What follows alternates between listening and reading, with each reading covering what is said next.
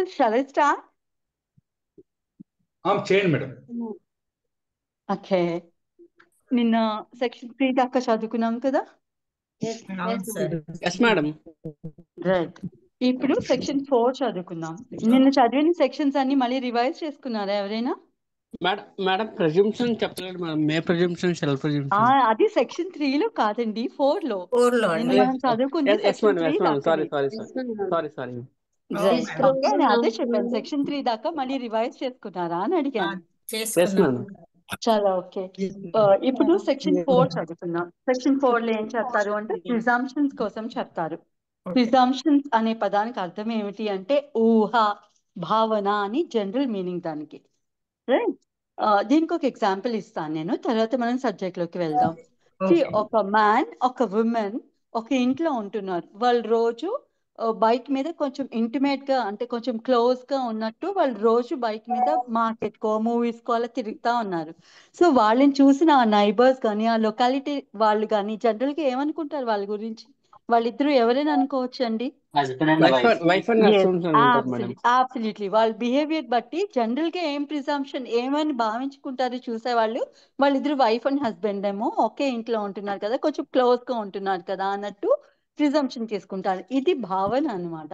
Right, similarly ఒక person ఒక కాకి డ్రెస్ లో విత్ 2 స్టార్స్ అట్లా కనిపించాడు అనుకోండి, ఏమని ప్రిజంప్షన్ తీసుకుంటాం చూసేవాళ్ళు? అతను ఎవరైనా అనుకుంటాం? పోలీస్. ఎస్, అబ్సల్యూట్లీ, అతను ఒక పోలీస్ ఆఫీసర్ అని అనుకుంటాం. సో ఇవన్నీ ఏమిటి అంటే ప్రిజంప్షన్స్. మనం కొన్ని చూసి కొన్ని మనం ఇమాజిన్ చేసుకుంటాం, కొన్ని మనం ఊహించుకుంటాం అన్నమాట. సో అటువంటి వాటిని ప్రిజంప్షన్స్ అని జనరల్ గా మాట్లాడుకుంటాం. ఇప్పుడు ఎవిడెన్స్ యాక్ట్ కి సంబంధించి ప్రిజంప్షన్స్ ఏమిటంటే ఎవరు తీసుకుంటారు ఇక్కడ ప్రిజంప్షన్స్ అంటే కోర్ట్ తీసుకుంటది ప్రిజంప్షన్స్. ఏమని తీసుకుంటది అంటే మనం ఈ సెక్షన్స్ చదివాక నేను ఎక్స్ప్లెయిన్ చేస్తాను. ఒక 3 రకాలైన ప్రిజంప్షన్స్ కోసం ఎవిడెన్స్ యాక్ట్ చెప్తుంది అనమాట. అంటే కోర్టు 3 విధాలైన ప్రిజంప్షన్స్ తీసుకోవచ్చు అని చెప్పి కోర్టు చెప్తుంది అనమాట. ఏంటి అంటే ఒకటి మే ప్రెస్యూమ్, 2 షాల్ ప్రెస్యూమ్, 3వది కన్క్లూజివ్ ప్రూఫ్ అని. మే ప్రెస్యూమ్ అని ఎప్పుడు అంటాము అంటే కోర్టు కొన్ని ప్రిజంప్షన్స్ కోర్టు కొన్ని దాని ముందు ఉండే ఫ్యాక్ట్స్ ని బట్టి కొన్ని ప్రిజంప్షన్స్ తీసుకోవచ్చు అని. అంటే ఒక ఫ్యాక్ట్ ఎగ్జిస్ట్ అవుతుంది, ప్రూవ్ అయిపోయింది అని చెప్పి కోర్టు ఒక ఊహకి రావచ్చు, ఒక భావాన్ని తీసుకోవచ్చట. ఆ కోర్టు అలా ఎంతవరకు తీసుకోవచ్చట?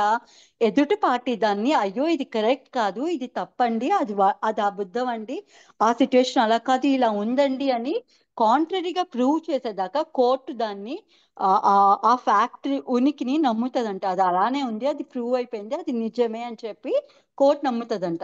సో కోర్టు ఒకసారి ప్రూవ్ అయిపోయింది అని చెప్పి నమ్మితే దాని అర్థం ఏమిటి? మళ్ళీ దానికి సంబంధించి మనం కొత్తగా ఎవిడెన్స్ ఇవ్వాల్సిన అవసరం ఉండదన్నమాట. రైట్, మనం ప్రూవ్ అనేది చదువుకున్నాం కదా. ప్రూవ్ అంటే ఏమిటని చెప్పుకున్నాం మనం డెఫినేషన్స్ చదివినప్పుడు? ఒక ఫ్యాక్ట్ ని కోర్ట్ ప్రూవ్డ్ అని భావిస్తే ఎప్పుడు భావిస్తుంది? Anyone should answer this.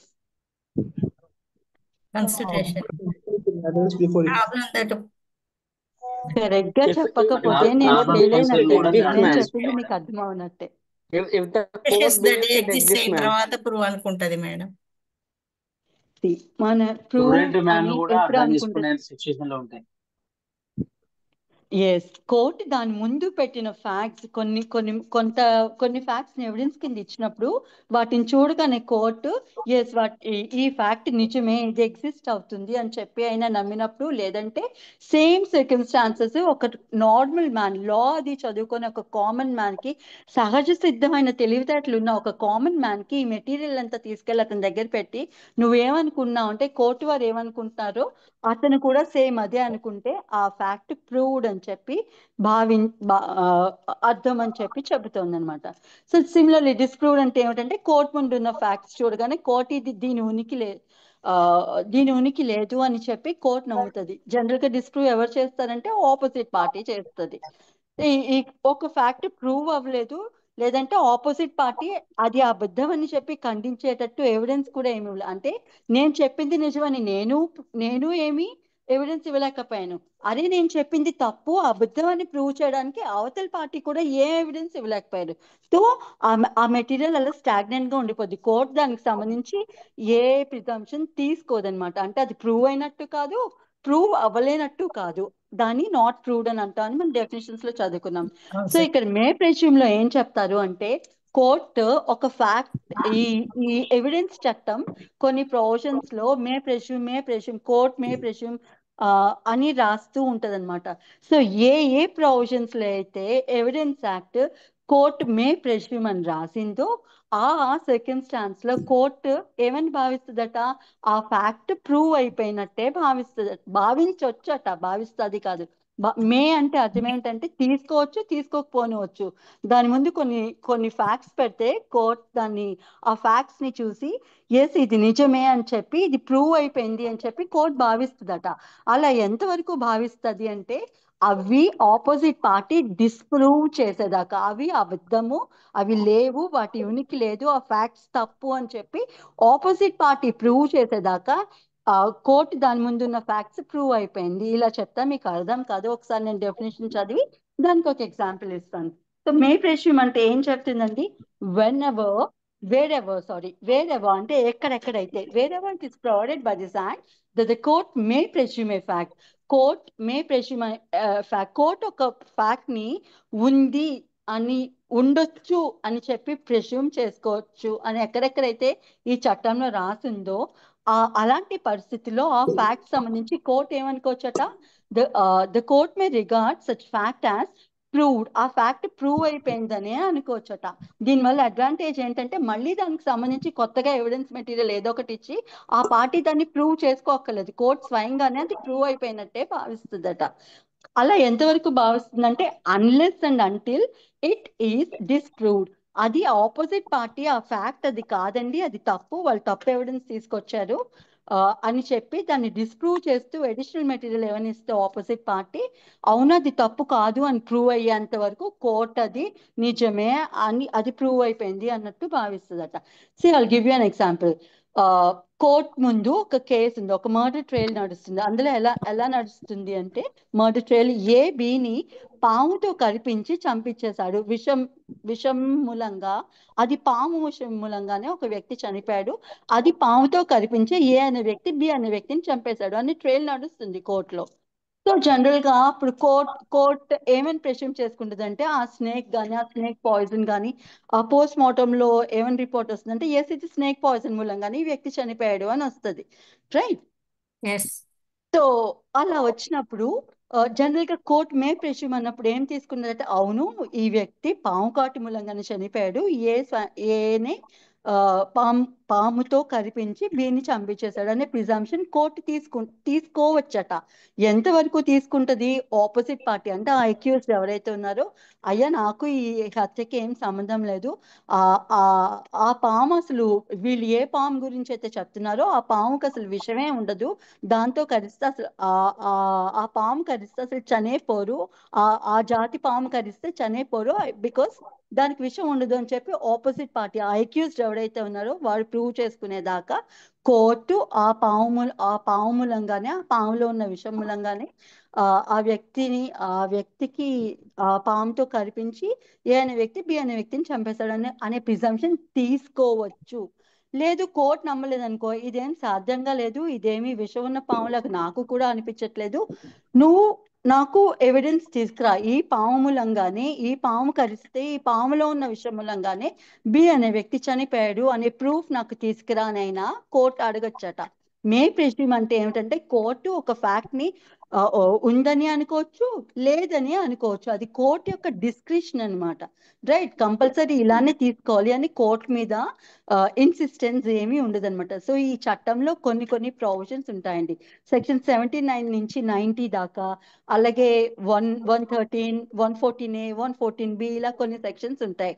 అందులోనూ ఒక్కొక్క చోట court may presume a certain fact అని రాసి ఉంటుంది, లేదు the court shall presume a certain fact అని రాసి ఉంటుంది.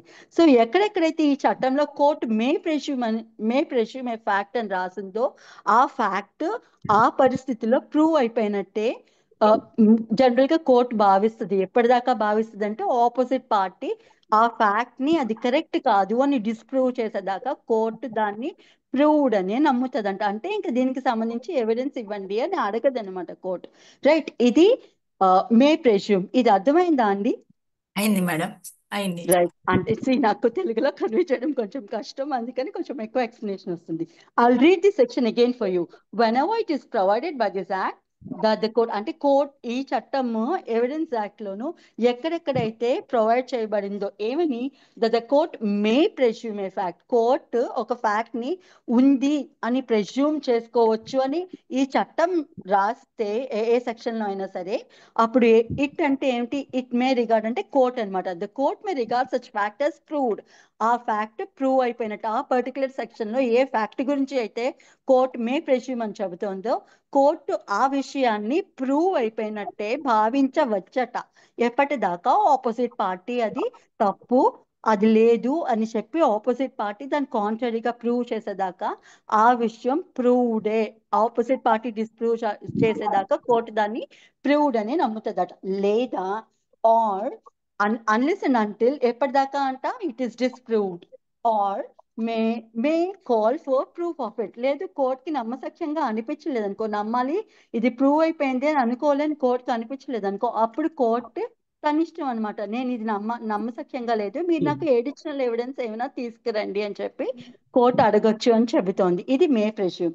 షల్ ప్రెష్యూమ్ అంటే ఏమిటి అంటే దీనికి కాంట్రరీ. కోర్ట్ షల్ అంటే ఏమిటి, కంపల్సరీగా అది అట్లా చేయాల్సిందే, ఆప్షన్ ఉండదు, డిస్క్రిప్షన్ ఉండదు కోర్టుకి. సో ఈ చట్టం ఎవిడెన్స్ యాక్ట్ లో కొన్ని సెక్షన్స్ లో కోర్ట్ షల్ ప్రెష్యూమ్ సర్టెన్ ఫ్యాక్ట్స్ అని రాసి ఉంటాయి కొన్ని సెక్షన్స్ లో. I'll give you an example for this, don't worry. First concept తీసుకొని చాలు. సో ఎక్కడెక్కడైతే కోర్ట్ షల్ ప్రెష్యూమ్ అని రాసిందో ఈ ఎవిడెన్స్ యాక్ట్ లో, అప్పుడు కోర్ట్ ఆ విషయాన్ని ప్రూవ్ అయిపోయినట్టే భావిస్తుంది. ఇక్కడ మళ్ళీ డిస్ప్రూవ్ అవ్వాల్సిన అవసరం ఉందా లేదా? Whenever it is directed by this act that the court shall presume a certain fact, the court shall regard such fact as proved. Court compulsory అది ప్రూవ్ అయిపోయినట్టే భావిస్తుందట. మళ్ళీ ఇక్కడ కూడా ఎప్పటిదాకా భావిస్తుంది అంటే unless until it is disproved. Opposite party అది correct కాదు, అది అబద్ధం అని చెప్పి ఆపోజిట్ పార్టీ దాన్ని డిస్ప్రూవ్ చేసేదాకా కోర్టు దాన్ని ప్రూవ్డ్ అనే నమ్ముతుంది. ఇక్కడ మళ్ళీ దీని అర్థం ఏమిటి అంటే కోర్ట్ మళ్ళీ ప్రూఫ్ తీసుకురా అని అడగదు కోర్టు. మే ప్రెష్యూమ్లో ఏమడుగుతుంది అంటే ఇది నమ్మశక్యంగా లేదు, మీరు దీన్ని ప్రూవ్ చేయడానికి ఇంకేమైనా ఎవిడెన్స్ ఇవ్వండి అని చెప్పి పైన మే ప్రెష్యూమ్ అనే దాంట్లో అడగొచ్చు. కానీ షల్ ప్రెష్యూమ్ అనే దాంట్లో కోర్ట్ సాక్ష్యం తీసుకురా అని అడగదు.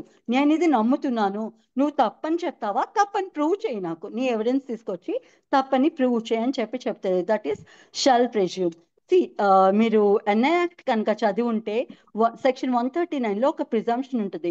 మీరు సంతకం పెట్టి ఎవరికైనా చెక్ ఇచ్చి ఉంటే ఆ చెక్ మీరు వారి దగ్గర నుంచి అప్పు తీసుకున్నందుకు, మీరు వారికి ఎంతో కొంత డబ్బు బాకీ, ఆ అప్పు తీర్చడానికే ఆ చెక్ మీరు ఇచ్చినట్టు కోర్టు ప్రిజంప్షన్ తీసుకుంటది అని చెప్పి అందులో రాసి ఉంటది అనమాట 139లో. సో అది తీసుకోలేదు అని, అది అప్పు కోసం ఇవ్వలేదు ఆ చెక్, నేను అతను ఏదో డొనేషన్ అడిగాడు, డొనేషన్ కోసం ఇచ్చాను, లేకపోతే ఆ చెక్ పోయింది నాది, అది అతనికి దొరికింది అని ఇట్లా కాంట్రరీ సిచ్యువేషన్స్ ప్రూవ్ చేసుకునే బాధ్యత అక్యూస్డ్ మీద ఉంటుంది అనమాట. రైట్. సో కానీ కోర్ట్ మాత్రం ఏం ప్రెష్యూమ్ చేస్తుంది, అవును నువ్వు అతనికి బాకీ ఉన్నావు కనుకనే నీ చెక్ అతని దగ్గరికి వెళ్ళింది, నువ్వు ఇచ్చినట్టే నేను లెక్క కడుతున్నాను, ఇది కాదు అని నువ్వు ప్రూవ్ చేసుకొని. సో దిస్ ఇస్ షల్ ప్రెష్యూమ్ అనమాట. సో ఇక్కడ కోర్టు ఎవిడెన్స్ అడగదు, నేను నమ్ముతున్నాను, నువ్వు కాదు, నేను నమ్ముతుంది తప్పు అని నువ్వు ప్రూవ్ చేసుకో, అంతేగాని నాకు నేను ప్రూఫ్ ఇవ్వు అని నేను అడగను, కోర్టు అడగదు. మే ప్రెష్యూమ్లో ఏం చేస్తుందంటే కోర్టు నమ్మొచ్చు, ఇన్ కేస్ దానికి నమ్మసక్యంగా లేకపోతే, ఆపోజిట్ పార్టీ డిస్ప్రూవ్ చేయకపోతే కోర్టు ఎవిడెన్స్ ఇవ్వు అని అడగొచ్చు అనమాట. అది మే ప్రెష్యూమ్, ఇది షల్ ప్రెష్యూమ్. కన్క్లూజివ్ ప్రూఫ్లో ఏమవుతుందంటే రెండు ఫ్యాక్ట్స్ కనెక్టెడ్ ఉంటాయి. రెండు ఫ్యాక్ట్స్ లోనూ ఒక ఫ్యాక్ట్ ప్రూవ్ అయితే ఇంకొక ఫ్యాక్ట్ ని కూడా ప్రూవ్ అయిపోయినట్టే లెక్క కడుతుంది, దానికి సంబంధించిన ఎవిడెన్స్ అడగదు. రైట్. ఇప్పుడు షల్ ప్రెష్యూమ్కి ఒక ఎగ్జాంపుల్ ఇస్తాను. ఇదే చట్టంలోను 113B అని ఉంటుంది. అందులో ఏం రాసి ఉంటుంది అంటే ఒక విమెన్ కనుక మ్యారేజ్ అయిన 7 years లోగా కనుక చనిపోయి ఉంటే, రైట్, భార్య అంటే ఆమెని చనిపోక ముందు వెరీ ఫ్రీక్వెంట్ గా అతన్ని ఆమె క్రుయాలిటీకి గురై ఉంటే, క్రుయాలిటీ అంటే అది ఆ, ఏదైనా సరే, అది మానసికమైన క్రుయాలిటీ కావచ్చు, ఫిజికల్ క్రుయాలిటీ కావచ్చు. డౌ ఓకే డౌరీ అడుగుతూ ఆమెను హింసించి ఉండుంటే, నువ్వు కట్నం తీసుకురా అని ఆమెను కానీ ఆమె రిలేటివ్స్ని కానీ కట్నం కోసం వేధిస్తూ ఉండుంటే, అండ్ ఆమె చనిపోతే డెఫినెట్గా ఈ ఆ, వాళ్ళ భర్త అండ్ వాళ్ళ రిలేటివ్సే కలిపి ఆమె డౌరీ డెత్ కాస్ట్ చేశారు అనే ప్రిజంప్షన్ తీసుకోమని చెప్పి 113 రాసి ఉంటుంది అనమాట. Presumption as to dowry death అంటారు. సో అది కాదు, మేము చంపలేదండి, ఆమెకేవో ప్రాబ్లమ్స్ ఉండి ఆమె ఆమె చనిపోయింది, లేకపోతే వేరే ఇతరత్ర ఏ కారణమైనా చూపించుకొని హస్బెండ్ కానీ రిలేటివ్స్ కానీ దానికి కాంట్రరీ సాక్ష్యం ఇచ్చుకొని వాళ్ళు నిర్దోషులుగా వాళ్ళని వాళ్ళు ప్రూవ్ చేసుకోవాలన్నమాట. వాళ్ళు అట్లా ప్రూవ్ చేసుకునే దాకా కోర్టు మాత్రం ఏం భావిస్తుంది, వాళ్ళే ఆ అమ్మాయిని చంపేసినట్టు భావిస్తుంది. రైట్. వీళ్ళేం సాక్ష్యం తెచ్చుకోలేదు అనుకో, ఆబ్వియస్లీ వాళ్ళకి శిక్ష వేసేస్తుంది అనమాట కోర్టు. లేదు, వాళ్ళ సాక్ష్యం వాళ్ళ తరపు వాళ్ళ సాక్ష్యం తెచ్చుకొని కోర్టుని నమ్మించగలిగితే, మేము చంపలేదండి, ఆమె ఈ సో కారణాలకి ఆమె చనిపోయింది అని చెప్పి వీళ్ళు ప్రూవ్ చేయగలిగితే అప్పుడు వాళ్ళని నిర్దోషులుగా విడుదల చేస్తుంది. మే ప్రిజ్యూమ్కి ఒక ఎగ్జాంపుల్ ఏమి ఇవ్వచ్చు అంటే 13A సెక్షన్ ఉంటుంది ఇదే ఎవిడెన్స్ యాక్ట్లో. అందులో ఏం రాసి ఉంటుందంటే సూసైడ్ కి సంబంధించి ప్రిజంప్షన్ ఉంటుంది. 113B ఏమో డౌరీ డెత్ కి సంబంధించి 7 ఏళ్ల లోపు మ్యారేజ్ అయిన ఒక ఆ, ఒక వివాహిత చనిపోతే కనుక ఆమె చనిపోయే షార్ట్ డేస్ ముందు ఆమె క్రుయాలిటీకి గురి అయింది, ఆ, దాన్ని ఏమంటారు, డౌరీ హెరాస్మెంట్ కి గురి అయింది అని చెప్పి కనుక ఆ, ఏదైనా ప్రూఫ్ ఉంటే కోర్టు ఏమి తీసుకుంటుందంటే ఆమెని వాళ్ళ భర్త అండ్ రిలేటివ్స్ కావాలని డౌరీ కోసం హెరాస్ చేసి చంపేసినట్టు ప్రిజంప్షన్ తీసుకుంటారు. అది కంపల్సరీ కోర్ట్ ఆ ప్రిజంప్షన్ తీసుకునే తీరుతుంది, దానికి ఆప్షన్ లేదనమాట. రైట్. అట్లా తీసుకున్నప్పుడు బాధ్యత ఎవరి మీద పడుతుంది అంటే అక్యూజ్ మీద పడుతుంది. వాళ్ళు ప్రూవ్ చేసుకోవాలి మేము చంపలేదండి అని. కానీ మే ప్రెజ్యూమ్లో ఏమవుతుందంటే దానికి ఎగ్జాంపుల్ 113A అని, అందులో సూసైడ్కి ఎగ్జాంపుల్ ఇస్తాను అనమాట. 7 years లోగా మ్యారేజ్ అయిన 7 years లోగా ఒక వివాహిత కనుక సూసైడ్ చేసుకొని చచ్చిపోతే డౌరీ డెత్ లో హస్బెండ్ అండ్ రిలేటివ్స్ చంపేసినట్టు ప్రిజంప్షన్ తీసుకుంటుంది. 113Aలో సూసైడ్ అన్నమాట. అంటే ఒక వివాహిత కనుక సూసైడ్ చేసుకుంటే మ్యారేజ్ అయిన 7 years లోపు ఆమెని వాళ్ళ హస్బెండ్ అండ్ వాళ్ళ రిలేటివ్స్ అంటే సూసైడ్ చేసుకోమని ప్రేరేపించితే ఆమె ఆ ప్రేరేపణలోంచి సూసైడ్ చేసుకుంటుంది అనమాట. అంటే వాళ్ళు ఇన్స్టిగేట్, నువ్వు చావు, నువ్వు పిల్లల్ని కనలేవు, నువ్వు ఎందుకు మాకు ఇట్లా, నువ్వేం తీసుకురావు, నువ్వు మాకేం ఉపయోగపడవు, నువ్వు చావు అని హస్బెండ్ రిలేటివ్స్ 10 సార్లు అన్నారనుకో, ఆమె విసిగిపోయి ఆమె సూసైడ్ చేసుకున్నారనుకో, సో కోర్ట్ ఏం ప్రిజంప్షన్ తీసుకుంటుందంటే భర్త అండ్ వాళ్ళ రిలేటివ్స్ కానీ ఆమెని సూసైడ్ చేసుకోమని ప్రేరేపిస్తేనే ఆమె సూసైడ్ చేసుకుంది అనే ప్రిజంప్షన్ తీసుకోవచ్చు. రైట్. లేదు, ఆ సర్కమ్స్టాన్సెస్ కొంచెం అటు ఇటుగా ఉన్నాయనుకో, ఆమె సూసైడ్ వాళ్ళ భర్త వాళ్ళ గురించే చేసుకోకపోనొచ్చు, వేరే ఇతరత్ర ఏమైనా కారణాలు కూడా ఉండొచ్చు అని అనేది అనుకో, అప్పుడు ఎవిడెన్స్ అడుగుతుంది అనమాట వాళ్ళ హస్బెండ్ కానీ వాళ్ళ రిలేటివ్స్ని కానీ, ఇదిగో మీరు నిర్దోషులని చెప్తున్నారు కదా, మీరేం ప్రేరేపించలేదు, ఆమె వేరే రీజన్స్కి సూసైడ్ చేసుకుంది. రైట్. ఆమెకు వేరే ప్రాబ్లమ్స్ ఏవో ఉన్నాయి, ఆమెకి మానసిక స్థితి బాగాలేదు, లేదా ఆమెకి వేరే ఎవరితోనో ఎఫ్ఐఆర్ ఉంది, అది తెలిసిపోయింది అన్న రీజన్కి ఆమె సూసైడ్ చేసుకుంది. ఇలాంటిది ఏమైనా కంటెన్షన్స్ భర్త వాళ్ళ రిలేటివ్స్ తీసుకున్నారు అనుకో, ఇప్పుడు కోర్టు వాళ్ళని అడగొచ్చు అనమాట, సరే మీ కంటెన్షన్ నేను నమ్మాలి అంటే ప్రూఫ్ తీసుకురండి అని. అది మే ప్రెష్యూమ్, ఇది షల్ ప్రెష్యూమ్. రైట్. ఇవి మనం ఆ ప్రొవిజన్స్ అక్కడ వచ్చినప్పుడు మనం 79 to 90 అండ్ దెన్ 113, 114, 115 ఇవి వచ్చినప్పుడు మనం అక్కడ క్లియర్గా చదువుకుందామండి. రైట్. ఇప్పటికి మాత్రం ఈ కాన్సెప్ట్ తీసుకోండి చాలు. సరే, ఓకే కన్క్లూసివ్ ప్రూఫ్ అంటే ఏమిటంటే when one fact is declared by this act, ఇదే చట్టం ఎవిడెన్స్ యాక్ట్, ఒక ఫ్యాక్ట్ కనుక ప్రూవ్ అయిపోయింది, ఒక ఫ్యాక్ట్ ఇంకొక ఫ్యాక్ట్ కి కన్క్లూసివ్ ప్రూఫ్ అని చెప్పి కనుక ఎక్కడైనా చెప్తే, అండ్ అందులో ఒక ఫ్యాక్ట్ కనుక ప్రూవ్ అయితే మరొక ఫ్యాక్ట్ ని ప్రూవ్ చేయడానికి ఎవిడెన్స్ ఇవ్వనివ్వదు కోర్ట్. దీనికి ఒక ఎగ్జాంపుల్ చెప్తాను. డైయింగ్ డిక్లరేషన్, మరణ వాంగ్మూలం అనేది మీరు వినే ఉండుంటారు. ఇది ఫేమస్ ఎగ్జాంపుల్ ఈ సెక్షన్ కి. మరణ వాంగ్మూలం కనుక ఏ వ్యక్తిదైనా సరే మరణ వాంగ్మూలం తీసుకుంది అంటే దాని అర్థం ఏమిటి? కోర్టు మరణ వాంగ్మూలం కింద ఒక స్టేట్మెంట్ ని కోర్టు యాక్సెప్ట్ చేస్తుంది అంటే దాని అర్థం ఏమిటి? మరణ వాంగ్మూలం ఎప్పుడు తీసుకుంటారండి? అది మరణ వాంగ్మూలం కింద ఎప్పుడు కన్సిడర్ చేస్తారు? వ్యక్తి చనిపోయి ఉండదు. Yes absolutely very good. So ఒక వ్యక్తి చనిపోయాక పోయి ఉండదు. అతన్ని చనిపోవడానికి కారణాలు ఏంటో చనిపోక ముందు కనుక చెప్పి చనిపోతే దాన్ని మరణ వాంగ్మూలం అని చెప్పి కన్సిడర్ చేస్తారు, డైయింగ్ డిక్లరేషన్ అని. సో ఇప్పుడు కోర్టు ఒక స్టేట్మెంట్ ని డైయింగ్ డిక్లరేషన్ కింద ఒప్పుకుంది అనుకోండి, యాక్సెప్ట్ చేసింది ఒక ప్రూఫ్ కింద, దాని అర్థం ఏంటి? ఆ స్టేట్మెంట్ ఇచ్చిన వ్యక్తి బతికున్నారా చనిపోయినట్టా? చనిపోయినట్టు. చనిపోయినట్టు. సో కోర్టు, సో అప్పుడు మళ్ళీ ఆపోజిట్ పార్టీ అంటే ఈ ప్రాసిక్యూషన్ ఏమైతే ఉందో, లేదండి ఈ వ్యక్తి బతికే ఉన్నారు, నేను ఎవిడెన్స్ ఇస్తాను అని అనడానికి లేదనమాట. నేను యాక్సెప్ట్ చేశాను, అది మరణవాంగ్మూలం, ఆ వ్యక్తి చనిపోయారని ప్రూవ్ అయింది కాబట్టి అతను ఇచ్చిన స్టేట్మెంట్ ని నేను యాక్సెప్ట్ చేశాను, డైయింగ్ డిక్లరేషన్. మళ్ళీ వెనక్కి వెళ్ళి ఆ వ్యక్తి బతికే ఉన్నాడు చనిపోలేదు అని ఎవిడెన్స్ ఇస్తాను అంటే కోర్టు ఒప్పుకోదనమాట. అది కన్క్లూసివ్ ప్రూఫ్ అనమాట, రైట్?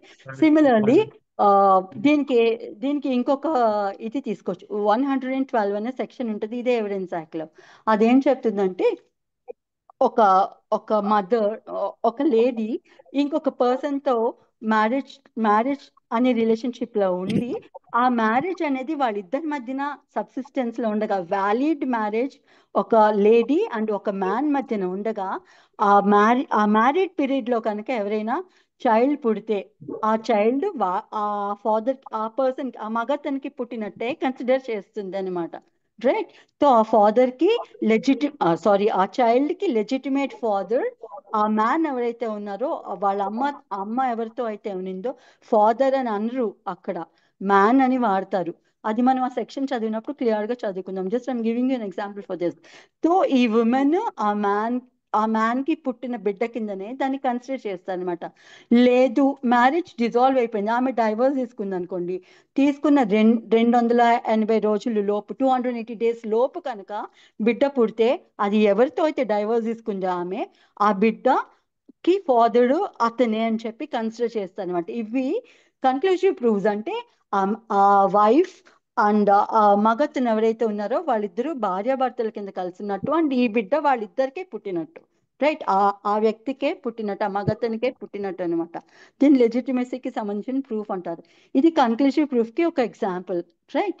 సో ఇప్పుడు మే ప్రెస్యూమ్, షల్ ప్రెస్యూమ్, కన్క్లూసివ్ ప్రూఫ్ అర్థమైందా అండి? అయింది మేడం. చాలా రైట్. ఇప్పుడు ప్రిజంప్షన్స్ లో 2 రకాల ప్రిజంప్షన్స్ ఉంటాయి. మీకు ఈ పదాలు మీకు తెలియాలన్నమాట. రెబటబుల్ ప్రిజంప్షన్, ఇర్రెబటబుల్ ప్రిజంప్షన్ అని అంటారు. రెబటబుల్ ప్రిజంప్షన్ అంటే ఏమిటంటే, ఈ పదాలు ఎందుకంటే డెఫినెట్లీ ఎవిడెన్స్ యాక్ట్ లోను దానికి ఒక స్వరూపంగా ఇది రెబటబుల్ ప్రిజంప్షన్, ఇది ఇర్రెబటబుల్ ప్రిజంప్షన్ అని ఎక్కడ ఆ పదాలు వాడరు, రైట్? కానీ రెబ్యూట్ అనేది మనం ఎవిడెన్స్ ఇచ్చినప్పుడు వస్తుంది అనమాట. అంటే మనం ఇచ్చే ఎవిడెన్స్ లో కనిపిస్తాయి అవి. రెబటబుల్ అంటే అర్థం ఏమిటి అంటే, నేను ఒక ఒక ఒక ఫ్యాక్ట్ ని సాక్ష్యం కింద ఇచ్చాను అనుకో, దాన్ని కాదు అని ప్రూవ్ చేస్తూ, అంటే ఈ ఇల్లు నాది అని నేను సేల్డీ చూపించాను అనుకో, తో ఆపోజిట్ పార్టీ నో ఆ ఇల్లు నాది కాదు, ఆ document manipulated document, fake document అని చెప్పి ఎవిడెన్స్ ఇచ్చి అవతల పార్టీ నేను చెప్పిన ఫ్యాక్ట్ ని రద్దు చేయించవచ్చు అనమాట. అంటే తప్పు అని ప్రూవ్ చేయొచ్చు అనమాట. అలా ప్రూవ్ చేయదగ్గ ఫ్యాక్ట్స్ ఏమైతే ఉన్నాయో వాటిని రెబటబుల్ ఫ్యాక్ట్స్ అంటారనమాట. సిమిలర్లీ ప్రిజంప్షన్ కి సంబంధించి నేను ఎందుకు చెప్పాను కదా మే ప్రిజంప్షన్ అని, నేను చెప్తాను ఈ పాము మూలంగానే చనిపోయాడు ఆ వ్యక్తి అని నేను చెప్తాను. సో అవతల పార్టీ ఎవరైతే ఉన్నిందో, నో నో అది ఆ పాము కాటు మూలంగానే చావలేదు, ఆ జాతి పాముకి అసలు విషయమే ఉండదు, సో అది కరిస్తే ఒక వ్యక్తి చనిపోడు అని చెప్పి ఎవిడెన్స్ ఇచ్చి అవతల వ్యక్తి నేను చెప్పిన దాన్ని అబద్ధమని డిస్ప్రూవ్ చేయొచ్చు అనమాట. దాన్ని నేను ఆ పాము మూలంగానే చనిపోయాడని నేను ఒక ఫ్యాక్ట్ నేను ప్రూవ్ చేస్తే, అబ్బబ్బే అది కాదు, ఆ తప్పు సాక్ష్యం అది, ఇదిగోండి ఈ జాతి పాములు ఎక్కడ కరిస్తే ఒక వ్యక్తి చనిపోయినట్టు ఎక్కడ అసలు ప్రపంచంలో రికార్డ్ అయిన ఇదే లేదు అని చెప్పి అవతల పార్టీ దాన్ని డిస్ప్రూవ్ చేయొచ్చు అనమాట, రైట్? దాన్ని రెబటబుల్ ప్రిజంప్షన్ అంటారు. ఇర్రెబటబుల్ ప్రిజంప్షన్ ఏమిటి అంటే, it is nothing but conclusive proof. Already ఒక ఫ్యాక్ట్ ఇంకొక ఫ్యాక్ట్ తో కనెక్ట్ అయి ఉండి, ఒక ఫ్యాక్ట్ కి ఇంకొక ఫ్యాక్ట్ కన్క్లూసివ్ ప్రూఫ్ అని చెప్పి ఈ ఎవిడెన్స్ యాక్ట్ ఎక్కడైనా చెప్పు ఉంటే, తో ఒక ఫ్యాక్ట్ ప్రూవ్ అయితే ఆటోమేటిక్ గా ఇంకొక ఫ్యాక్ట్ ప్రూవ్ అయిపోయినట్టే. మళ్ళీ దాన్ని డిస్ప్రూవ్ చేస్తూ ఎవిడెన్స్ ఇవ్వడానికి ఈ చట్టం ఒప్పుకోదు. నేను ఇందాక చెప్పిన ఎగ్జాంపుల్ మరణ వాంగ్మూలం ఉంది కదా, అది ఇర్రెబటబుల్ ప్రిజంప్షన్ లోకి వస్తుంది అనమాట. డైయింగ్ డిక్లరేషన్ కనుక కోర్ట్ కనుక ఒక వ్యక్తి ఇచ్చిన ఏ అనే వ్యక్తి ఇచ్చిన మరణ వాంగ్మూలాన్ని కోర్టు కనుక యాక్సెప్ట్ చేస్తే, వ్యాలిడ్ మరణ వాంగ్మూలం కింద యాక్సెప్ట్ చేస్తే, దాని అర్థం ఏమిటంటే ఏ అనే వ్యక్తి చనిపోయారు, మళ్ళీ ఏ అనే వ్యక్తి బ్రతికున్నాడు అని చెప్పడానికి ఎవిడెన్స్ ఇవ్వడానికి కోర్టు ఒప్పుకోదు అనమాట. That is irrebuttable presumption. So ఈ రెండు మీకు తెలిసి ఈ పదాలు మీకు తెలిసి ఉండాలన్నమాట, రైట్? ఇంకా ప్రిజంప్షన్స్ లో రకాలు ఉన్నాయి. ఇవి ఎక్కడ దీనికి ఒక పర్టికులర్ సెక్షన్ ఉండదండి, ఇది ఎవిడెన్స్ లో రూల్స్ అన్నమాట. ఇవి మనకి తెలియాలి. సర్కమ్స్టాన్షియల్ ఎవిడెన్స్ అని, డైరెక్ట్ ఎవిడెన్స్ అని, ఇలాంటి పదాలు మనకి కనిపించవు, కానీ అది ఇన్ కోర్స్ ఆఫ్ ప్రాక్టీస్ అవి మనకి అవి నిత్యం ఎవిడెన్స్ లో ఒక పార్ట్ అన్నమాట. అవి మనకి తెలిసే ఉండాలి వాటి గురించి. దాని గురించి ఇండైరెక్ట్ ప్రొవిజన్స్ ఉంటాయి కానీ డైరెక్ట్ ప్రొవిజన్స్ ఉండవు కొన్ని వాటికి, రైట్? కానీ అవి మనకి తెలిసి ఉండాలి. సో ఈ ప్రిజంప్షన్స్ లో ఇంకొక రెండు రకాలు ఏమిటంటే presumption of fact, presumption of law అని రెండు ఉంటాయి. ప్రిజంప్షన్ ఆఫ్ ఫ్యాక్ట్ అంటే నేను ఇందాక చెప్పాను, ఒక మేల్ అండ్ ఫీమేల్ ఒక ఇంట్లో కలిసి ఉండి వాళ్ళు కొంచెం ఇంటిమేట్ గా ఉంటున్నారంటే మనం ఏమని ప్రిజంప్షన్ తీసుకున్నాం అంటే వాళ్ళు భార్య భర్తలేమో అయ్యుండొచ్చేమో అనే ప్రిజంప్షన్ మనం తీసుకుంటాం, రైట్? అవి ఒక కేసు యొక్క ఫ్యాక్ట్స్ కి సంబంధించినవి, రైట్? కేసు యొక్క ఫ్యాక్ట్స్ కి సంబంధించిన ప్రిజంప్షన్స్ కనుక ఏవైనా ఉంటే దాన్ని ప్రిజంప్షన్ ఆఫ్ ఫ్యాక్ట్ అని అంటాం. ఇంకొక కైండ్ ఆఫ్ ప్రిజంప్షన్ ఏమిటంటే ప్రిజంప్షన్ ఆఫ్ లా. ఈ ప్రిజంప్షన్ ఆఫ్ లా అంటే ఈ చట్టమే చెబుతుంది అన్నమాట. ఈ presumption, please mute your self.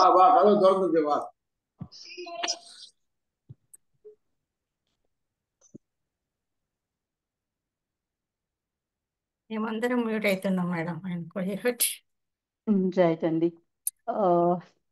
Actually ఈ రోజు నేను చాలా టైర్డ్ ఉన్నాను, but still I have promised నేను క్లాస్ తీసుకుంటున్నాను. సో ఇక్కడ ఇంకొకటి ఏం చెప్పాను, ఒకటి ప్రిజంప్షన్ ఆఫ్ ఫ్యాక్ట్స్ అన్నమాట. అంటే ఫ్యాక్ట్స్ కి సంబంధించి ఎక్కడైనా సరే ఏమైనా ప్రిజంప్షన్స్ తీసుకోండి అని రాసుంటే అవి ప్రిజంప్షన్ ఆఫ్ ఫ్యాక్ట్ అవుతుంది. ప్రిజంప్షన్ ఆఫ్ లా అంటే చట్టమే చెబుతుంది ఈ ప్రిజంప్షన్ కంపల్సరీ కోర్టు తీసుకొనే తీరాల్సింది. ఇలాంటి ప్రిజంప్షన్ కోర్టు తీసుకోవాలి. నేను ఇందాక చెప్పిన ఎగ్జాంపుల్ చెక్ ఎవరి దగ్గరైనా ఉండుంటే, మన చెక్ వేరే ఎవరి దగ్గరైనా ఉండుంటే ఆ చెక్ మనం వారికి అప్పు ఉన్నాం కనుక ఆ అప్పు తీర్చడానికి ఇచ్చినట్టు భావించమని చెప్పి కంపల్సరీగా కోర్టు అట్లనే భావించాలని చెప్పి section 139 of negotiable instruments act చెప్తుంది. అలా కాకుండా ఇప్పుడు షల్ ప్రిజ్యూమ్ కి ఇంకొక ఎగ్జాంపుల్ డౌరీ డెత్ కోసం చెప్పాను. సో ఒక వివాహిత కనుక 7 years లోపు కనుక సస్పిషియస్ కండిషన్స్ లో కనుక చనిపోయి ఉంటే అండ్ ఆమెకి చనిపోయే షార్ట్ పీరియడ్ ముందు వీళ్ళు డౌరీ డిమాండ్ చేశారని చెప్పి కనుక ఎక్కడైనా నమోదై ఉంటే, ఎవిడెన్స్ ఉంటే, కోర్టు ఏమని ప్రిజ్యూమ్ చేస్తుందంటే డౌరీ డెత్ అంటే కట్నం కోసమే వేధించి వాళ్ళ రిలేటివ్ హస్బెండ్ అండ్ వాళ్ళ రిలేటివ్స్ ఆమెను చంపేశారు అని చెప్పి ప్రిజంప్షన్ తీసుకుంటది అనమాట. ఇది కంపల్సరీ కోర్టు ప్రిజంప్షన్ తీసుకుంటది. అది ఆ ఫ్యాక్ట్ ప్రూవ్ అయిపోయినట్టే. అది డిస్ప్రూవ్ చేసుకోవాల్సిన బాధ్యత ఆ అక్యూజ్డ్ మీద ఉంటది అనమాట. సో ఇవన్నీ చట్టం చెప్పింది, ఈ ప్రిజంప్షన్ తీసుకో, ఇది మే ప్రిజంప్షన్, షల్ ప్రిజంప్షన్, కన్క్లూసివ్ ప్రూఫ్ అని చట్టమే రాసి ఉంటుంది, చట్టంలో రాసి ఉంటుంది. సో అవన్నీ ప్రిజంప్షన్స్ ఆఫ్ లా. సో ఇక్కడికి ప్రిజంప్షన్స్ క్లోజ్ అయిపోయాయి. అర్థమైందా అండి ప్రిజంప్షన్ గురించి? అయింది మేడం. ప్రిజంప్షన్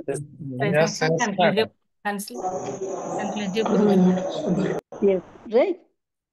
మీరు అండ్ దెన్ ఇప్పుడు ఇక్కడ నుంచి చాప్టర్ 2 స్టార్ట్ అవుతుంది అనమాట. చాప్టర్ 2 ఏమో రెలవెన్సీ కోసం డీల్ చేస్తుంది. ఇది 5 నుంచి 55 సెక్షన్స్ ఉంటాయి. 5 నుంచి 55 దాకా సెక్షన్స్ రెలవెన్సీ అనే అంశాన్ని డీల్ చేస్తుంది. రెలవెన్సీ అంటే ఏమిటి, మనం ఆల్రెడీ రెలవెంట్ అనే దానికి కూడా డెఫినేషన్ లో చదువుకున్నాం. అర్థం ఏమని చదువుకున్నాం, ఎక్కడెక్కడైతే ఈ ఎవిడెన్స్ యాక్ట్ ప్రొవిజన్ ఒక ఫ్యాక్ట్ ఇంకొక ఫ్యాక్ట్ కి కనెక్టెడ్, రెలవెంట్ అంటే కనెక్టెడ్, సంబంధితమైన అని, ఒక ఫ్యాక్ట్ ఇంకొక ఫ్యాక్ట్ తో సంబంధం ఉన్నది, రెలవెంటే, అది కేసుకి సంబంధించిన ఫ్యాక్టే అని చెప్పి ఎప్పుడు భావిస్తామంటే ఆ ఫ్యాక్ట్ ఈ 5 నుంచి 55లో కొన్ని అంశాలు చెప్తుంది ఎవిడెన్స్ యాక్ట్. ఆ అంశంలో ఏ అంశానికి కనెక్ట్ అయ్యున్నా, ఏ అంశంతో కనెక్ట్ అయ్యున్నా సరే అది రెలవెంటే ఆ కేసుకి, దానికి రెలవెంట్ అయితే ఏమవుతుంది, అది ఆ కేసుకి సంబంధించింది కాబట్టి దానికి సంబంధించిన ఎవిడెన్స్ ఏవైనా ఉండుంటే కోర్టులో మనం ప్రొడ్యూస్ చేసి మన కేసు మనం ప్రూవ్ చేసుకోవచ్చు. అందుకనే రెలవెన్సీ అనేది చాలా ఇంపార్టెంట్ అనమాట, రైట్? సో ఇప్పుడు సెక్షన్ 5 చదువుకుందాం. సెక్షన్ 5 ఒక జనరల్ సింపుల్ రూల్ చెప్తుంది. ఏం చెప్తుంది అంటే ఎవిడెన్స్ దేని గురించి ఇవ్వచ్చు రైట్ అనే అంశం చెప్తుంది అనమాట. ఏం చెప్తుంది? I read this for you. Evidence may be given of facts in issue and relevant facts. Title ఏముంది? సెక్షన్ 5 ది ఎవిడెన్స్ దేని గురించి ఇవ్వచ్చు అని అనే దాని గురించి ఉంది. Evidence may be given of fact in ఇష్యూకి సంబంధించిన ఎవిడెన్స్ ఇవ్వచ్చు అండ్ రిలవెంట్ ఫ్యాక్ట్స్ కి సంబంధించి ఎవిడెన్స్ ఇవ్వచ్చు అని. లోపల కంటెంట్ ఏంటో చదువుతాం. Evidence may be given in any suit or proceeding. ఏదైనా సూట్ లో కానీ ప్రొసీడింగ్ లో కానీ, ప్రొసీడింగ్ అనే పదానికి కూడా అర్థం చెప్పాను. అది క్రిమినల్ ప్రొసీడింగ్ కావచ్చు, మ్యాట్రిమోనియల్ ప్రొసీడింగ్ కావచ్చు, అపీల్ కావచ్చు, రెవిజన్ కావచ్చు, రివ్యూ కావచ్చు, ఎగ్జిక్యూషన్ ప్రొసీడింగ్స్ కావచ్చు. ఇలా ఏవైనా సరే కోర్టులో ఏ ప్రొసీడింగ్ ఉన్నా దాన్ని ప్రొసీడింగ్ అంటారు అనమాట. రైట్. సో సూట్ లో కానీ ఏదైనా ప్రొసీడింగ్ లో కానీ ఎవిడెన్స్ దేనికి సంబంధించి ఇవ్వచ్చు అంటే evidence may be given in any suit of proceeding of the existence or non existence of every fact in issue. Particular suit లో కానీ ఆ పర్టికులర్ ప్రొసీడింగ్ లో కానీ ఫ్యాక్ట్స్ ఇన్ ఇష్యూ అంటే డిస్ప్యూటెడ్ ఫ్యాక్ట్స్ ఏముందో, నేను ఒక ఫ్యాక్ట్ ఇలా ఉందని కోర్టు ముందుకెళ్ళి నాకు న్యాయం చేయండి అయ్యా అని నేను అడుగుతాను. అవతల పార్టీ ఏం అడుగుతా అంటే వారు చెప్పేది అబద్ధం అండి, మేమే ఇలా చేయలేదండి అని చెప్తారనమాట. రైట్.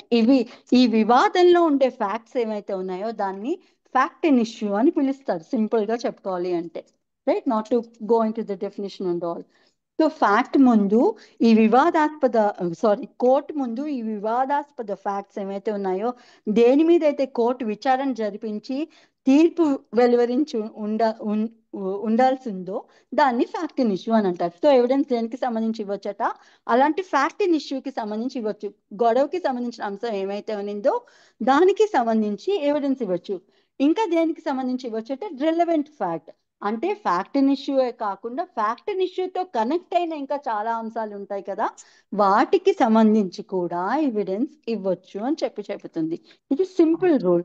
సో ఎవిడెన్స్ దేనికి ఇవ్వచ్చు అనేది మీకు ఏదైనా ఆప్షన్స్ ఇచ్చాడు అనుకోండి, అప్పుడు ఇవి రెండు రాయాలన్నమాట. మీరు evidence shall be given of May be given of fact in fact issue in issues, and relevant relevant facts. Facts అని రాయొచ్చు. అది ఓకే. ఎక్కడ రాసి ఉంటుంది? ఈ రిలవెంట్ ఫ్యాక్ట్స్ ఏమని ఎక్కడ రాసి ఉంటుంది? Relevant facts which are declared to be relevant by this evidence act. ఈ ఎవిడెన్స్ యాక్టే ఈ పలానావి రిలవెంట్ ఆ పర్టికులర్ కేసుకి ఈ అంశాలు సంబంధితమైనవి అని 6 నుంచి 55 దాకా ఉండే సెక్షన్స్ లో కొన్ని కొన్ని అంశాలు చెప్తుంది అనమాట. సో ఆ అంశాలతో కనుక ఏదైనా ఫ్యాక్ట్ రిలేట్ అయి ఉంటే అది రిలవెంట్ ఫ్యాక్ట్. సో ఆ రిలవెంట్ ఫ్యాక్ట్ కి సంబంధించి కూడా మనం ఎవిడెన్స్ ఇవ్వచ్చు. ఎందుకంటే స్ట్రైట్ ఫార్వర్డే ఇప్పుడు ఏ బిని చంపాడా లేదా, ఏ బిని చంపాడనే అభియోగం మీద కోర్టులో ట్రయల్ జరుగుతుంది. రైట్. అప్పుడు ఏ బిని చంపినట్టు ఎవరు డైరెక్ట్ ఎవిడెన్స్ లేరు, కళ్ళతో చూసిన వాళ్ళు ఎవరూ లేరు. ఒక ఒక నిర్మానుష్యమైన ప్రదేశంలోనూ ఆ బి బాడీ పడుంది, ఏ చంపాడు అంటే ఏ రింగో ఏ పర్సో ఏదో ఒకటి దొరుకుంటుంది. అంటే ఆ వ్యక్తిది అక్కడ ఏదో ఒక మెటీరియల్ దొరికింది కాబట్టి అది పలానా వ్యక్తికి, ఏ అనే వ్యక్తికి సంబంధించింది కాబట్టి మర్డర్ చేసి ఉంటాడని చెప్పి పోలీసులు సస్పెక్ట్ చేసి అతని మీద కేసు నమోదు చేస్తారు. కేసులో ట్రయల్ నడుస్తుంది. సో ఇప్పుడు ఆ చంపాడా, ఏ బిని చంపాడా అంటే కళ్ళతో చూసిన వాళ్ళు ఎవరూ లేరు, బికాస్ అది నిర్మానుష్యమైన ప్రదేశం కాబట్టి. ఇప్పుడు మరి ఎలా ప్రూవ్ చేస్తారు ఏ బిని చంపాడని? అప్పుడు దానికి సంబంధించిన ఫ్యాక్ట్స్ ఏమైతే ఉన్నాయో అవి కలెక్ట్ చేస్తాడు. అసలు ఏ బిని చంపాల్సిన అవసరం ఉందా, ఏ బి బి బిని చంపాలనే ఉద్దేశం ఏకి ఉందా, చంపాలనుకుంటే ఎందుకు చంపాలనుకున్నాడు, ఏ కారణాల మూలంగా చంపాలనుకున్నాడు, రైట్, దేనితో చంపాడు. చంపాలంటే ఏదో ఒక సాధనం ఉండాలి కదా, ఒక గన్నో ఒక కర్రో ఒక విషమో ఏదో ఒకటి ఉండాలి కదా. సో ఏ సాధనంతో చంపాడు, ఇవన్నీ ఏంటి, అవి కనెక్టెడ్ థింగ్స్ అన్నమాట. ఆ పర్టికులర్ మర్డర్ జరిగింది దానికి కనెక్టెడ్ థింగ్స్ అన్నమాట. సో డైరెక్ట్ ఎవిడెన్స్ లేనప్పుడు ఏం చేస్తామంటే ఇలాంటి కనెక్టెడ్ థింగ్స్ ని ఇచ్చి, ఓ ఇట్లా జరిగింది, ఏకి బికి గొడవ జరిగింది, ఏ వాళ్ళ వైఫ్నో చెల్లినో బి ఏదో ఎప్పటి నుంచో ఏడ్పిస్తున్నాడు, ఆ కోపం పెట్టుకున్నాడు ఏ మనసులో, ఇతని పీడ వదిలించుకోవాలి అని అనుకున్నాడు అనమాట. లేకపోతే అతని మీద కోపంతో అతన్ని చంపాలనుకున్నాడు. సో అక్కడ ఇంటెన్షన్ అనేది ప్రూవ్ చేయొచ్చు అనమాట. ఏకి తప్ప బిని చంపాల్సిన అవసరం వేరెవరికి లేదు. ఏకి బికి గొడవ జరిగింది, ఇదిగో ఈ కారణం మూలంగా ఏ చంపాలనుకున్నాడు. చంపడానికి ఏం యూజ్ చేశాడు, ఇదిగో పలానా చోటుకి వెళ్ళి గన్ కొన్నాడు, రివాల్వర్ కొన్నాడు, ఆ రివాల్వర్ కొనడానికి అన్ని ఇంత మందిని ఎంక్వైరీ చేశాడు, ఇదిగో సాక్ష్యం. రైట్, రివాల్వర్ కొన్నాడు ఒకటే. ఆ రివాల్వర్ నుంచి వచ్చిన బుల్లెట్ తోనే చనిపోయాడా లేడా? ఎస్, పోస్ట్ మార్టంలో ఉంటుంది బుల్లెట్ గాయం మూలంగానే చనిపోయాడు, ఈ బుల్లెట్ ఈ రివాల్వర్ నుంచే వచ్చింది అని. సో ఇవన్నీ ఏంటి? Connected facts. డైరెక్ట్ ఎవిడెన్స్ లేనప్పుడు కనెక్టెడ్ ఫ్యాక్ట్స్ ఇచ్చి బిని చంపాడు అని చెప్పి మనం ప్రూవ్ చేసుకోవచ్చు అనమాట. అందుకని ఈ రెలవెన్సీని తీసుకుంటుంది ఎవిడెన్స్ అన్నమాట. ప్రతిదానికి డైరెక్ట్ ఎవిడెన్స్ ఉండదు కాబట్టి సంబంధించిన వివిధమైన ఫ్యాక్ట్స్ ఉంటాయి కాబట్టి సో వాటినైనా ఎవిడెన్స్ కింద ఇచ్చి మన కేసు ఏమైతే ఉందో అది మనం ప్రూవ్ చేసుకోవచ్చు అనమాట. ఇది importance of relevancy. Right, so evidence దేనికి సంబంధించి ఇవ్వచ్చండి? ఏంటి మేడం మళ్ళీ ఒకసారి? ఎవిడెన్స్ దేనికి సంబంధించి ఇవ్వచ్చు? Facts in issue or relevant Circumstantial facts madam. evidence. Issue or relevant facts. Relevant facts. I don't want any mistake in my class. మీరు తప్పు చెప్తే నేను కరెక్ట్గా కన్వే చేయలేకపోతున్నానని నేను బాధపడతాను. అర్థం కాకుంటే మళ్ళీ అడగండి, చెప్తాను. రైట్, నాకు తెలుగులో కన్వే చేయడం కొంచెం ఇబ్బంది, అందుకని అటు ఇటు ఏమైనా అవ్వచ్చు పదాలు. బట్ మీకు ఇన్ కేస్ థీమ్ కనుక అర్థం అవ్వకపోతే I'll explain it again. Right, so evidence simple thing, normal rule ఏమిటంటే ఎవిడెన్స్ మనం కోర్టులో ఇచ్చినప్పుడు దేనికి సంబంధించి ఇవ్వచ్చు? ఏది పడితే అది. నేను ఈ టైంకి బిని హత్య చేశాడా లేదా అన్నాడు. ఏకి అలవాట్లు ఉన్నాయి, ఏకి డ్రింక్ చేసే అలవాటు ఉంది, ఏ రోజు ఆఫీస్కి వెళ్తాడు, ఇవన్నీ అవసరమా? ఏ రొటీన్ అవసరమా? దానికి సంబంధించి ఎవిడెన్స్ ఇస్తే కోర్టు తీసుకుంటుందా? జనరల్గా తీసుకోదు. కానీ ఏకి డ్రింక్ చేసే అలవాటు ఉంది, డ్రింక్ చేసినప్పుడు ఒక విధంగా బిహేవ్ చేస్తాడు, ఆ డ్రింక్ చేసి ఆ మైకంలోనే ఆ కోపంలో వచ్చి బీని చంపేశాడు. ఇలా కనెక్ట్ కనుక చేయగలిగితే ఆ ఫ్యాక్ట్స్ రిలవెంట్. కనెక్టివిటీ లేని ఫ్యాక్ట్స్ గురించి ఎవిడెన్స్ కనుక ఇస్తే కోర్టు యాక్సెప్ట్ చెయ్యదు. Right, so evidence can be given of only facts in issue and relevant facts. ఇవి దీనికి సంబంధించి కొన్ని ఎగ్జాంపుల్స్ ఇస్తాడు ఇదే యాక్ట్ లోను. ఇవి చదువుదాం, ఎందుకంటే ఇల్లస్ట్రేషన్ బేస్డ్ మీకు క్వశ్చన్స్ అడుగుతాడండి, అందుకని ఇవి చదువుకోవాలి మనం. దానికన్నా ముందు ఒక ఎక్స్ప్లెనేషన్ ఇస్తాడు ఇందులో. ఏవని? This section shall not enable any person to give evidence of any fact which he is disentitled to prove by any provisions of the law relating to, again నేను మొన్న చదువుకున్నాం కదా, సేమ్ అలాంటిదే. సివిల్ ప్రొసీజర్లో ఎక్కడైనా ఏదైనా ప్రొవిజన్ ఒక వ్యక్తి evidence ఇవ్వడానికి అనర్హుడు అని చెప్పి ఎక్కడైనా చెప్తే దానికి సంబంధించి మళ్ళీ ఎవిడెన్స్ ఇవ్వడానికి లేదు, ఎందుకంటే చట్టమే బార్ చేస్తోంది. దీనికి సంబంధించి పలానా వ్యక్తి ఎవిడెన్స్ ఇవ్వడానికి లేదు అని చెప్పింది అనుకోండి, ఆ వ్యక్తి ఇవ్వడానికి లేదు, ఇచ్చిన చట్టం దాన్ని వ్యాలిడ్ ఎవిడెన్స్ కింద తీసుకోదు అని చెప్పి ఎక్స్ప్లెనేషన్ చెబుతుంది. ఇప్పుడు ఇలిస్ట్రేషన్స్ చూద్దాం. ఇలిస్ట్రేషన్స్ లో ఏం రాసి ఉంటుందంటే, first illustration, A is tried అంటే ట్రయల్ జరుగుతుంది కోర్టులో అని. రైట్, విచారణ జరుగుతుంది కోర్టులో అని. A is tried for the murder of B by beating him with a club అంటే దుడ్డు కర్ర అలా ఉంటుంది కదా, అలాంటిది లాగుండే కర్ర అనమాట. With a club with the intention of causing his death. ఏ అనే వ్యక్తి బి అనే వ్యక్తిని ఆ లావుపాటి కర్రతో కొట్టి చంపేశాడు, ఉద్దేశపూర్వకంగానే చంపేశాడు అనే దాని మీద ట్రయల్ జరుగుతుంది ఏకి అగెనెస్ట్ గా. సో ఇందులో ఫ్యాక్ట్ ఇన్ ఇష్యూ ఏమవుతుంది? ఇప్పుడు ఎవిడెన్స్ దేనికి సంబంధించి ఇవ్వచ్చు అంటే జనరల్ గా ఫ్యాక్ట్ ఇన్ ఇష్యూకి సంబంధించి ఇవ్వచ్చు. ఇక్కడ ఫ్యాక్ట్ ఇన్ ఇష్యూ ఏమవుతుంది అది ఇక్కడ చెప్తున్నాను అనమాట. A is beating B with club. A బిని ఆ క్లబ్ తో లావుపాటి కర్రతోను కొడుతున్నాడు అనేది ఫ్యాక్ట్ ఇన్ ఇష్యూ. రైట్, అనుకుంటాం. అంటే ఇంకొకటి ఏం ఇష్యూ అవుతుంది? ఏస్ కాజింగ్ బీస్ డెత్ బై సచ్ బీటింగ్. దాంతోనూ అంత గట్టిగా కొట్టడం మూలంగానే 10 సార్లు కొట్టడం మూలంగానే బి చనిపోయాడు. ఆ పర్టికులర్ లావ్ కర్రతో 10 సార్లు కొట్టడం మూలంగానే బి చనిపోయాడు. చనిపోయాడా లేదా? ఆ కర్రతో కొట్టడం మూలంగానే 10 సార్లు బి చనిపోయాడా లేదా? ఇది రెండో ఫ్యాక్ట్ ఇన్ ఇష్యూ. మూడో ఫ్యాక్ట్ కోర్టు తేల్చాల్సింది ఏంటంటే ఏస్ ఇంటెన్షన్ టు కాజ్ డెత్. ఏ బిని చంపాల్సిన ఉద్దేశం ఉందా? ఏ బిని చంపాలనే ఉద్దేశం ఏకి ఉందా లేదా? ఈ మూడు ఫ్యాక్ట్ ఇన్ ఇష్యూ అనమాట. అంటే కోర్టులో ఈ అంశాలు తెలిస్తే ఆబ్వియస్లీ ఏ బిని చంపాడని ప్రూవ్ అవుతాయి. రైట్, కర్రతో కొట్టాడు, కొట్టడం మూలంగానే బి చనిపోయాడు. ఊరికే కొట్టాడా, ఉద్దేశపూర్వకంగా కొట్టాడా? ఉద్దేశపూర్వకంగానే కొట్టాడు. మర్డర్ అవ్వాలి అంటే ఉద్దేశపూర్వకంగానే ఒక హామ్ చేయాలి, ఒక వ్యక్తి చావుకి కారణం అవ్వాలి, ఉద్దేశపూర్వకంగా అవితేనే అది మర్డర్ అవుతుంది. సో ఈ మూడు ప్రూవ్ అయితే ఆబ్వియస్ గా ఏకి జడ్జ్మెంట్ ఏమని వస్తుంది, అతను కన్విక్టెడ్ అని చెప్పి జడ్జ్మెంట్ వస్తుంది అనమాట. సో ఈ మూడు ఫ్యాక్ట్స్ ఇష్యూ. సో దీనికి సంబంధించి ఎవిడెన్స్ ఇవ్వచ్చు అని చెప్పి చెబుతున్నారు అనమాట. ఇక్కడ ఒక ఎగ్జాంపుల్ ఏముంది అంటే అది క్రిమినల్ కేసుకి సంబంధించి. ఎప్పుడు క్రిమినల్ కేసెస్ ఎగ్జాంపుల్ తీసుకుంటామా అంటే, సివిల్ కేసెస్ కి కూడా ఇదే ఎవిడెన్స్ యాక్ట్ అప్లై అవుతుంది కాబట్టి సివిల్ కేసుకి సంబంధించి ఒక ఎగ్జాంపుల్ ఇస్తాడు. Madam Right? దీన్ని క్వశ్చన్ ఎట్లా అడుగుతారు మేడం? ఏ క్వశ్చన్ అండి? ఇప్పుడు ఇవి ఫ్యాక్ట్స్ చెప్పింది కదా మేడం, అవి అవును, ఇష్యూ గురించి అది మనకు కోర్ట్ ఫ్రేమ్ చేస్తుందండి. కోర్టు జడ్జి గారే స్వయాన ఇప్పుడు కోర్టులోనూ ఒక గొడవ జరుగుతుంది. ఏమని, నేను ఒక వ్యక్తికి ₹1,00,000 ఇచ్చాను.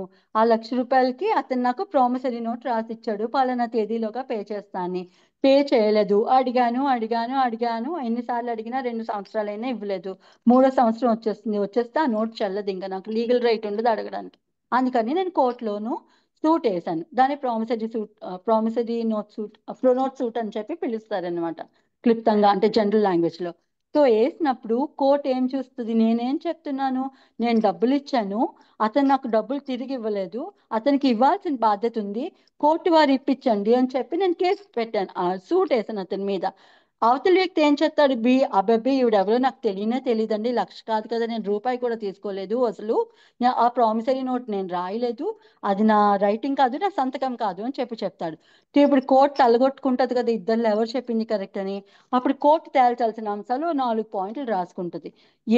నేను పలానా బికి డబ్బులు ఇచ్చానా లేదా, రైట్, నాకు ఇచ్చే స్తోమత, నేను డబ్బులు ఇచ్చానా లేదా, అతను తీసుకున్నాడా లేదా, తీసుకొని ప్రామిసరీ నోట్ ఎగ్జిక్యూట్ చేశాడా లేదా, ఆ ప్రామిసరీ నోట్ లో సంతకం అతందా కాదా, ఈ 4 పాయింట్స్ కోర్టు రాస్తుంది అనమాట. దీన్ని ప్రూవ్ చేయమని అడుగుతుంది నన్ను, రైట్. సో వీటికి సంబంధించి నేను ఎవిడెన్స్ ఇవ్వాలి, ఏమని, నేను డబ్బులు ఇచ్చాను, ఇదిగో నాకు స్తోమత ఉంది, నా దగ్గర 10 లక్షలు 20 లక్షలు బ్యాంక్ లో ఉంది. బీమా పక్కింట వాళ్ళే, తెలిసిన వాళ్ళే, వాళ్ళ కూతురికి ఏదో పెళ్లి చేసుకున్నారు, సాయం చేయమన్నాడు, వాళ్ళకి అవసరం ఉంది, రైట్, ఇదిగోండి పెళ్లి కార్డు, వాళ్ళ కూతురికి లాస్ట్ మంతే పెళ్లి చేశాడు, పెళ్లి కార్డు. సో అతనికి అవసరం ఉందని నేను ప్రూవ్ చేశాను. సో నాకు స్తోమత ఉందని ప్రూవ్ చేశాను, అతనికి అవసరం ఉందని ప్రూవ్ చేశాను. అతను అంటే అక్కడ కోర్ట్ ప్రిజంప్షన్ ఏం తీసుకుంటుంది, బికి అవసరం ఉంది, సో అతను తీసుకొని ఉండొచ్చు అనే ప్రిజంప్షన్ తీసుకుంటుంది, రైట్. అక్కడ సో థర్డ్ పాయింట్ ఏమవుతుంది, ఇప్పుడు బి ప్రూవ్ చేసుకోవాలి, అబ్బాయి నాకు నా డబ్బులు ఉన్నాయి, నా కూతురికి పెళ్లి చేసుకోవడం నేను ఎప్పటి నుంచో నేను దాచుకున్నాను, ఇదిగోండి ఫిక్స్డ్ డిపాజిట్లు, నేను వీళ్ళ దగ్గర ఏం డబ్బులు తీసుకోలేదు, నేను ఆ ప్రామిసరీ నోట్ ఎగ్జిక్యూట్ చేయలేదు. సో ఇద్దరి తరపులో ఎవరు ఎవిడెన్స్ అయితే ఎక్కువ స్ట్రాంగ్ గా ఉందో కోర్ట్ దాన్ని బేస్ చేసుకొని జడ్జ్మెంట్ ఇస్తుంది. వీటిని ఫ్యాక్ట్స్ ఇన్ ఇష్యూ అంటారు. అర్థమైందా అండి? Okay madam. Right. So facts in issue obviously court frame చేసుకుంటుంది అనమాట. అది మళ్ళీ పార్టీస్ ఇవ్వచ్చు, ఇవన్నీ మనం తర్వాత చదువుకుందాం లోపలికి వెళ్ళినప్పుడు. సో ఇవి ఫ్యాక్ట్స్ ఇన్ ఇష్యూ ఏమిటి అంటే డిస్ప్యూటెడ్ ఫ్యాక్ట్ అనమాట, గొడవ ఇష్యూ అంటే. టూ మీద పెట్టు పోరా, మంచి జరుగుతుంది పోరా. టూ మీద పెట్టు, అది బంద్ చేయబడి అది.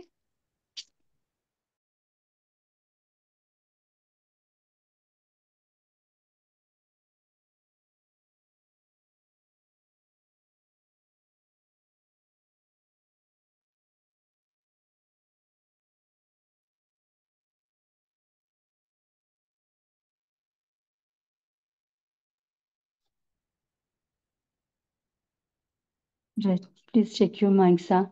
సో ఇది రెలవెన్సీకి సంబంధించిన జనరల్ రూల్ అండి. ఎవిడెన్స్ దేనికి సంబంధించి ఇవ్వచ్చు అనే జనరల్ రూల్లో దేనికి సంబంధించి ఇవ్వచ్చు అని చెబుతోంది ఎవిడెన్స్ చట్టం. అంటే ఒకటి ఫ్యాక్ట్ ఇన్ ఇష్యూకి సంబంధించి ఇవ్వచ్చు ఎవిడెన్స్, 2 రిలవెంట్ ఫ్యాక్ట్కి సంబంధించి సంబంధితమైన ఫ్యాక్ట్స్ ఏమైనా ఉంటే వాటికి సంబంధించి కూడా ఎవిడెన్స్ ఇవ్వచ్చు. ఇంకా దేనికి ఇవ్వకూడదు అని చెప్పి రాసి ఉంటుంది అనమాట. ఈ 2 అంశాలకి సంబంధించిన ఎవిడెన్స్ ఏమైనా ఉంటే, ఫ్యాక్ట్స్ ఏమైనా ఉంటే కోర్టు ముందుకి తీసుకురా, నేను యాక్సెప్ట్ చేస్తాను, రైట్.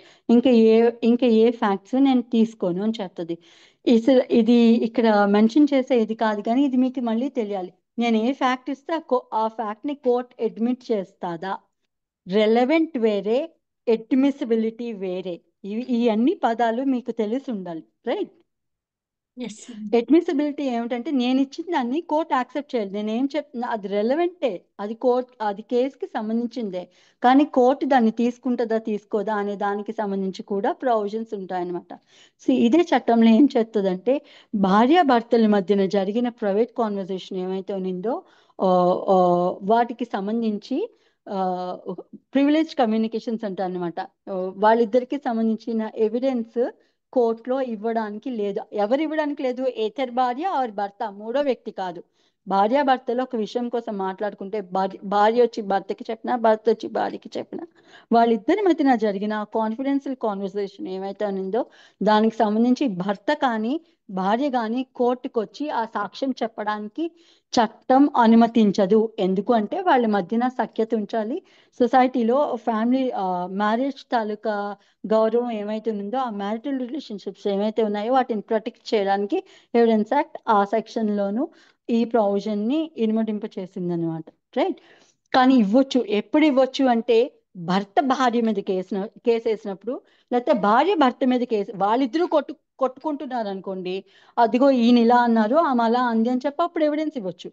నార్మల్గా వేరే ఏదైనా కేసు, ఇప్పుడు క్రిమినల్ కేసెస్ అవి జరుగుతున్నాయి అనుకోండి, భర్త ఎవరినో చంపేసి వస్తారు, భార్యకి చెప్తారు, ఇదిగో నేను పలానా వ్యక్తిని మనల్ని రోజు ఇలా ఏడిపిస్తున్నాడు కదా, డబ్బులు ఇవ్వు, అది ఇవ్వు ఇవ్వని, ఆ వ్యక్తి నుంచి విరగట్ చేసుకోవడానికి నేను ఆ వ్యక్తిని చంపేశాను అని వచ్చి భార్యకి చెప్తారు. భార్య వెళ్ళి ఇప్పుడు భర్త మీద కేసు జరుగుతుంది అనుకో, మర్డర్ ట్రయల్ జరుగుతుంది అనుకో, ఇదిగో నా భర్త నాకు చెప్పాడండి ఆ రోజు రాత్రి వచ్చి నేనే చంపానని అని చెప్పి ఎవిడెన్స్ ఇవ్వడానికి లేదు. అది కేసుకి రిలవెంటే. వాళ్ళిద్దరు మాట్లాడుకున్నారు. భర్త వచ్చి భార్యకి చెప్పిన మాట వాస్తవం, అతను చంపిన మాట వాస్తవం, భార్యకి చెప్పిన మాట వాస్తవం, కానీ భార్య వచ్చి కోర్టులో అతనికి ఎగెన్స్ట్ గా ఎవిడెన్స్ ఇవ్వడానికి ఈ ఎవిడెన్స్ యాక్ట్ ఒప్పుకోదు. రైట్. ఇప్పుడు మీకు రెలవెన్సీకి అడ్మిసిబిలిటీకి అర్థమైందా తేడా? రెలవెంట్ అయిన అన్ని ఫ్యాక్ట్స్ అంటే ఆ కేసుకి సంబంధించిన అన్ని ఫ్యాక్ట్స్ని కోర్టు కొన్ని సందర్భాల్లో యాక్సెప్ట్ చేయదన్నమాట. దానికి కొన్ని ఎక్సెప్షన్స్ ఉన్నాయి, అవి మనం తర్వాత చదువుకుందాం. కానీ రెలవెన్సీకి అడ్మిసిబిలిటీకి ఉన్న తేడా మీకు అర్థం అవ్వాలి. ఈ రెండు పదాలు ఉన్నాయి ఎవిడెన్స్ యాక్ట్లో, వాటికి సంబంధించిన ప్రొవిజన్స్ కూడా ఉంటాయి. అవి వచ్చినప్పుడు నేను చెప్తాను. ప్రస్తుతానికి ఆ డిఫరెన్స్ అయితే మీరు తెలుసుకోండి. ఎందుకంటే మనం ఎవిడెన్స్ దేనికి సంబంధించి ఇవ్వచ్చు అనే జనరల్ రూల్ కోసం చదువుకున్నాం కాబట్టి ఆ అడ్మిసిబిలిటీ అనే కాన్సెప్ట్ కూడా మీకు తెలిసి ఉండాలి, అందుకని ఇక్కడ అది చెప్పాను. రైటా? సో సెక్షన్ 5 క్లియరా అండి ఇక్కడికి? Yes madam. మేడం. అందరికి నా ముగ్గురికే అర్థమైందా? Yes madam. Yes madam. Very good. Yes, ma'am. Right. Now the time is 10:30. I will end this here అండి. రేపు నేను 5:30కి క్లాస్ తీసుకుంటాను. మీ ఇంట్రెస్ట్ ఉన్న వాళ్ళు ఎవరైనా జాయిన్ అవ్వండి. 6 నుంచి రేపు చదువుకుందాం. రైట్. నేను కూడా చాలా టైర్డ్ ఉన్నాను ఈరోజు. Okay madam. Most welcome. Thank you madam. Thank you so much.